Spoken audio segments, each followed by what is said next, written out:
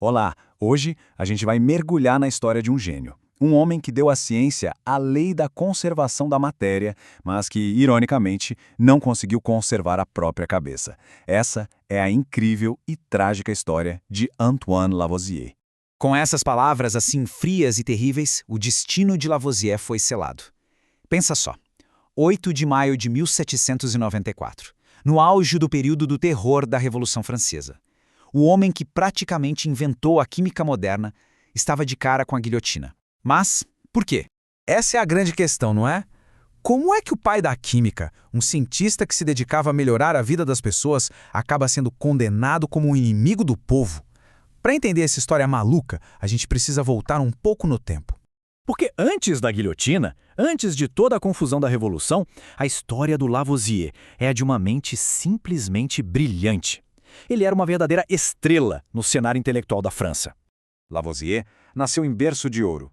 Ele podia ter passado a vida inteira numa boa, sem fazer nada. Mas ele era um verdadeiro filho do iluminismo. Se formou em direito, mas a paixão dele mesmo era a ciência. E ele tinha uma obsessão: precisão, medir, pesar, quantificar tudo. Acima de tudo, ele realmente acreditava que a ciência devia servir as pessoas, sabe? Seja melhorando as lâmpadas das ruas de Paris ou garantindo que os hospitais tivessem ar puro. E agora, a gente entra na arena onde o Lavoisier travou sua maior batalha. E não foi contra reis ou revolucionários, não. Foi contra uma ideia. Uma ideia que dominava a química há mais de um século. Por muito tempo, os cientistas explicavam o fogo com essa tal teoria do flogisto. A ideia era que, quando alguma coisa queimava, ela liberava essa substância misteriosa no ar. Até que fazia sentido, mas tinha um probleminha, um detalhe que não fechava a conta e que só dava para ver com uma boa balança. E é aqui que a genialidade dele aparece. Pensa comigo, se queimar é perder alguma coisa, o que sobra deveria ser mais leve, certo? Mas o Lavoisier, com suas balanças super precisas, notou o contrário. Quando o metal enferrujava, que é tipo uma queima bem lenta, ele ficava mais pesado. A explicação dele foi radical. Queimar não é perder algo, é ganhar algo. Ganhar um gás que está no ar, que ele mais tarde batizou de oxigênio. E olha só esse experimento que brilhante. Ele pegou mercúrio, colocou num recipiente de vidro fechado e pesou tudo. Aí ele aqueceu e o mercúrio virou um pozinho vermelho. O ponto crucial? O peso total do sistema não mudou. Nadinha. A matéria não foi criada nem destruída, só se transformou. Nascia ali a lei da conservação da massa. Com essas duas ideias, a do oxigênio e a da conservação da massa, ele não só corrigiu um erro, ele deu para a química uma base nova, uma linguagem nova e, de quebra, o primeiro livro didático moderno da área. E a ironia? Publicado no mesmíssimo ano em que a Revolução Francesa explodiu. Mas como é que ele pagava por toda essa pesquisa? Laboratórios de ponta não eram baratos, né?